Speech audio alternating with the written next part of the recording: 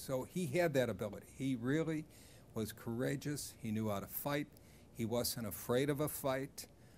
He wasn't afraid of, you know, being on the wrong side of an issue. If he thought the issue was right, he was going to stand up and fight for it. And the consequences, you know, be what they may. How do you think politics and government has changed from his time to the present? I think when we were in elective politics or involved, we had a different media. Today we have this electronic media that is a gotcha game, and then we had 4 very vigorous newspapers in the city of Chicago. We had a great city news organization, but the intemperateness of some of the members of the media today in terms of putting a story out without knowing all the facts because they are on deadlines, much more so than they were years ago. And consequently, I think many of the members of the media then, and I don't know if this is a fair commentary because I really don't know that many people who are left in the media today that were there years and years ago, but they might be better informed. I think their staffs were larger then. They had a more informed ability to listen and learn about a particular issue rather than deadlines that they got to get a story out there.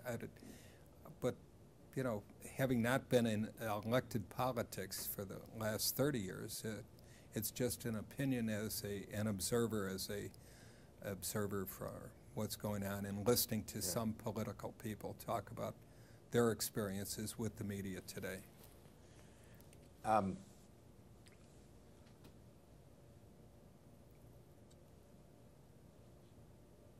What is his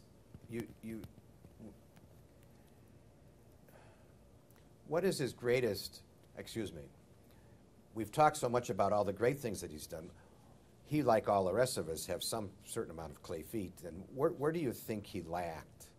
I mean, where he suffered from any weakness? Where was it? I think that's a fair question, but I don't know if I have the capacity to answer because my observance of him all those years, and my observation was more of a limited period of time from, say, 1970 to 1976, but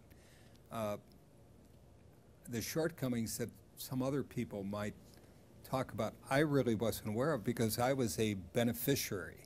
Consequently, I had the opportunities more so given to me. I was always helped and assisted both by Mayor Daley and P.J. Cullerton. So I had never been on the other side of the fence, so as to speak, in which I didn't get to serve. And I had served in so many different offices preceding that, being even in the state's attorney's office. I had served in the clerk's office and traffic court, and consequently I was always given an opportunity to serve after I came out of the Army, and consequently I don't have that bite that some of the commentaries might have.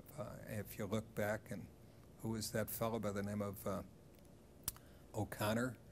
What was his name? Len O'Connor. Len O'Connor, and he would sometimes, you know, go after the mayor on some silly issue that I thought was silly at the time, but there was a story to be told each and every night, and I think the mayor had the ability to give back as much as he took, and he wasn't afraid of it. You know, in other words, he would laugh at these press conferences, and he was just a remarkable guy because he had the confidence in himself, and that's what he had, the confidence of knowing that the people liked him. And you know, when the people like you and you feel, well, if I put my credentials on the line again tomorrow, they're going to elect me again, so I could do, you know. So I'm sure you might be able to find other people that have criticisms of whether it's me or anyone else, but that's part of the business of politics.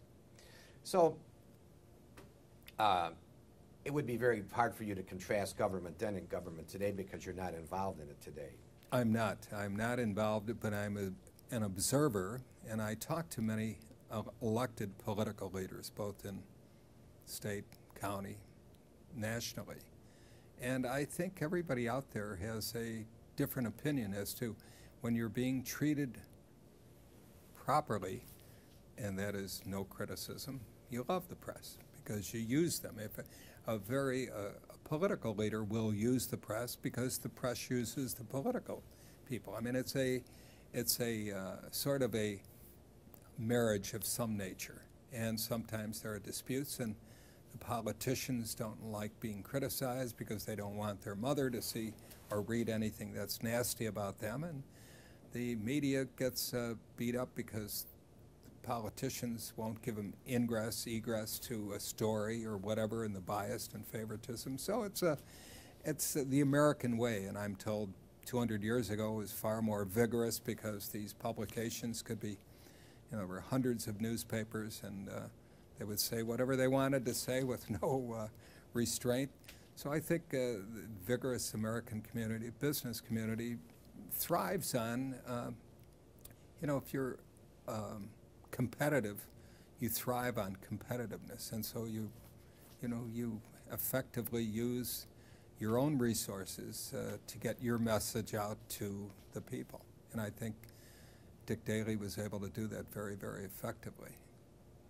I think this would probably be the last question, but you can think of anything you'd like to add when done. But my last question is, why did you leave in '78? I really enjoy the practice of law, and I've enjoyed it the last 30 years. I've had a very, very great opportunity given to me and to practice law, and I've used it effectively to demonstrate to my clients that I'm a very knowledgeable attorney, that I properly can present their views, attitudes, opinions, a case in court or in a resolution basis, and it's given me the opportunity to, do so many other things, both in the charitable vein and give time to charitable institutions, as well as a lot of time for my 5 children. So I think there are great sacrifices that one makes by being in elective public office, and there are great benefits. I had all the benefits, and I wanted to practice law and do what I want. I was an effective trial counsel. I like presenting cases to juries. I enjoy demonstrating, in behalf of my clients, their cause. And so it's been great fun. I've had a great life. Is there anything, Tom, that we haven't covered that you'd like to mention? Oh, I'm sure there are a lot of things we didn't cover, but I don't want to mention them. Well, and I think with that, we'll conclude. Yeah. Thank you. All right. Thank you very much.